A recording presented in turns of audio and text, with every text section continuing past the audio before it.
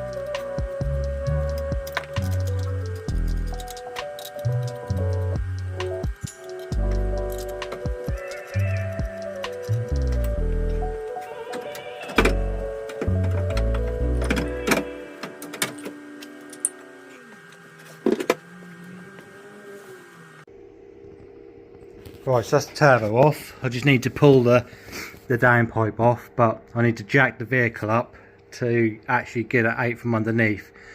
But I want to get the thing on all 4 axle stands anyway. So I think what I'm going to do, I'm going to order some axle stands because I haven't got any here. They're all at the workshop, so I'm going to order 4 axle stands and just get the thing up in the air. And I've got axle stands here at home then. Yeah, so plans are in this area, if I just take you through them. Now I didn't touch the turbo return pipe. I don't know if you can see that, it's a little bit dark. But basically when I put the turbo back on last time, it just leaked oil out everywhere. The oil feed, the oil return, that soaked my brand new Funk Motorsport turbo blanket. So that is actually a new one after I got all the leaks sorted. So yeah, the bolts in the block for the return pipe, they're not great. So I had to tap them out and put some new bolts in there. They could have been done with being helicoiled really, or time certed or something. But yeah, I didn't have any of that here at the time. So I think later on this engine's going to need to come out because I think it's starting to develop a bottom end rattle. So when this engine come out, I think I'm going to convert all them return pipes to AN10. I think is the required size. Where I'll tap the block and fit in a actual AN10 line. And then obviously we've got the feed pipe here, which is just a Jubilee clamp, a bit of rubber hose, and again another Jubilee clamp with a banjo fitting. I didn't really like that situation, but it worked at the time. So yeah, let me take you to the bench and I'll show you what I've got, and I'll again talk through the plans that I've got installed for this area. Right, just coming on to dual feed pipe again. I got loads of fittings to obviously replace that pipe that's on the block at the minute. I'll go through that bit in a second. So my initial thought was to fit one of these on there, and then someone said to me you can get these power steering fittings which are the same as what goes into your filter housing, and then I got an adapter to go from AN6 to AN4, and then an AN4 end to go onto there. And then I see this come up on eBay. I can't remember how much it was, but it was brand new, and I got an AN4 bung fitting. And I've had that professionally welded on there. So you get this pipe that goes onto there like that with your banjo fitting. Now that banjo fitting didn't fit the turbo. So yeah, I've literally just cut that off and had that professionally welded, and it's all been pressure tested as well. And then obviously you got your AN4 line here. For the pipe, I've got the AN4 rubber hose, again proper stuff, with all these push fittings, so you should be able just to push this on like I've done here, and that's good up to, they say, 55 psi. Anything more than 55 psi they recommend clamping it. So cold pressure 55 psi, what's that, just under 5 bar I reckon. Yeah, so you could be getting up to that sort of number, and I think the relief valve is like 4.1 bar or something like that in the oil pump. So yeah, I just clamped it with these lovely little ear clamps here, and I was going to use this heat pipe here, or this heat protectant, and slide it over here and use that. But I've actually gone and bought some Funk Motorsport proper tubing that goes over there, so that'll make it look a lot nicer. Again, I haven't done the other end because I haven't fitted this yet, and I don't know the route that I want to do the turbo oil feed pipe. And once I know that, once I've got the turbo fitted and I know the routing, then obviously I can make this pipe up. But it's just literally you push this on there, and that's good up to 55 psi. Right, so that's that bit there. That's these bits here which I'm not going to use anymore. So I've got two 90s and a straight, so that's that. And again, that's that brand new pipe with the AN4 welded on bung. Now I would have liked, because I took it to an engineering shop, I did ask them to see if they can turn that down to make it a lesser diameter. I don't know why they didn't do that, but yeah, that would have just made it a little bit nicer. But it is what it is, you know, it works. So, and it's not in your face ugly, so, and you won't see it behind the turbo anyway. So that's the oil feed.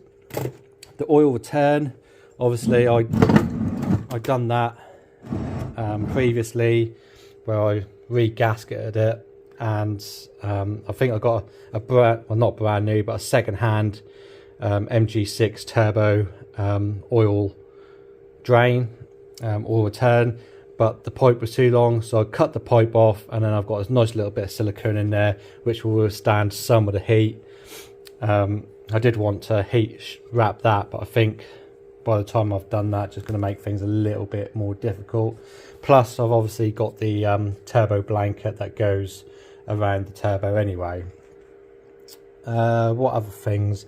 Oh yeah, I don't know if I showed that in the last video, but that's my adjustable wastegate arm.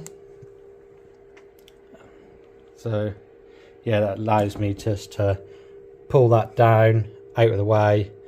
But obviously, because we've got the Bellhausen to contend with, and someone's already cut a nice big access hole out of the Bellhausen to make clearance for that wastegate. So again, if the engine had to come out for any reason, we'll make that a little bit nicer. Yeah, so that's that bit there. On to the turbo. So this is a brand new genuine Pulsar 2860 with a 086 exhaust housing. The reason why I went for the Pulsar, because that was what it was meant to be mapped on. But yeah, we just went for that, the recommended sizes and all that sort of stuff. So yeah, I mean, it's got a 7 psi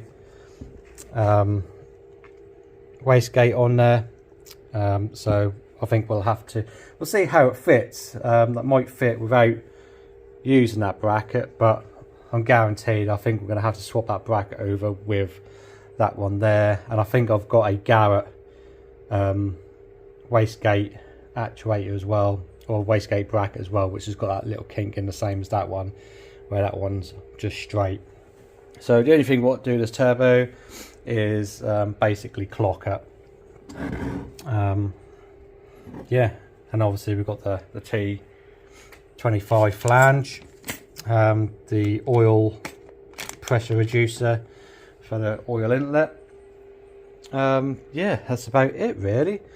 I've got another one of these Funk Motorsport 50mm pipe wraps, because the one that I had on that coolant pipe, that didn't go all the way to the end, and the turbo is quite close to there. So we'll redo that bit there, and then obviously we've got this bit here, which is okay. It's not very nice, you can't really see it to be honest with you, but yeah, we'll make it again so that goes all the way up to the end there, round, and then probably finish off around here somewhere. And then I want to get some new pipe, because this isn't ideal. This is more like fish pond pipe, that is, more than silicone motorsport or car pipe stuff, if you know what I mean. And then just take note of the gold foil wrap on the charge cooler. Not very nice, so I'm going to take that off, and I've got a roll of, I think it's like a 500 by 500 mil adhesive sheet, basically, which you use to stick underneath like the roof of your bonnet and stuff like that. So I've got that, and hopefully I can rewrap it and make a bit of a nicer job out of it. So yeah, that's 3 Funk Motorsport products there that I bought for it. They should start sponsoring me, really. Obviously we got the Pulsar fitting kit. I think I've mentioned that before. And over here we've got all the bits needed to make a new exhaust. So obviously not the rubber tube, but we're going for a full 3-inch system. So we've got a 3-inch flexi here. Is that 3-inch or 2.5 inch? I've got 2.5 inch and 3-inch. So I was originally going to do it in 2.5 inch, and then I thought, nah, we'll do 3-inch in the end. But yeah, I've got loads of 90-degree bends, 45-degree bends, some clamps, some more bends. I think that's 2.5 inch, so I don't really count at the minute. Some more Funk Motorsport wrap, but I don't think I'll use that for anything. And then we've got our flange here with a 3-inch V-band, so that will go straight onto the turbo, hopefully. And I can use all my new fittings that I've used, so all my new nuts and stuff, my stud kit, we can use and put into that turbo. What else is there I want to do? I'm going to order obviously a new exhaust manifold gasket, and I think I'm going to do a stud and nut kit on there as well, because as you can see, they're all odd. We've got 2 Allen key ones, stainless ones there, and then we've got 3 standard ones there.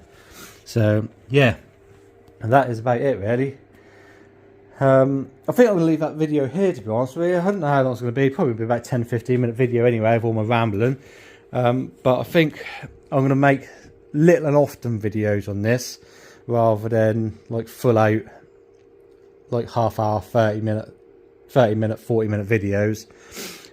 So yeah, I think the next video we'll do on this, we will get all the turbo swapped over and get the turbo back on, and get the exhaust off, and hopefully start mocking up the exhaust. Now I have got a TIG welder which I brought home. I need to get some more gas, but that's just down the road. I'm going to try and TIG weld it myself. I've done TIG welding on exhaust before, and that little ZS turbo thing, that didn't turn out overly good. But worst case scenario, I can just tack it in with some heavy tacks and some filler rod, and I've got a friend that will TIG it up for me. I can take it over to his place and he can TIG it up for me. So I would like to keep progressing with the TIG welding and seeing what I can do and improve. But I don't think this is the job for that. I think I just need to get like the scrap 2.5 inch stuff here that I bought, that I'm not going to use anymore. I might try and make something up with that, just to practice my TIGging basically. But yeah, anyway, I'm going to leave that here for now. I'm going to get this edited, get it out to you, and then hopefully in the next couple of days we'll get on and make another video and get that all done. As I say, little and often video, get this turbo back on, get the exhaust done, and then take it back to the dyno and see if we can hit that magic 277 horsepower. Yeah, but before that we obviously need to sort out the fuel pump as well. So we've got a list of jobs to do. It's home now, it's in my nice warm garage, so yeah, we'll start doing some evening videos on this, and again, little and often. So thank you for watching, if you're still watching, if I haven't bored you by now, and we'll see you in the next video.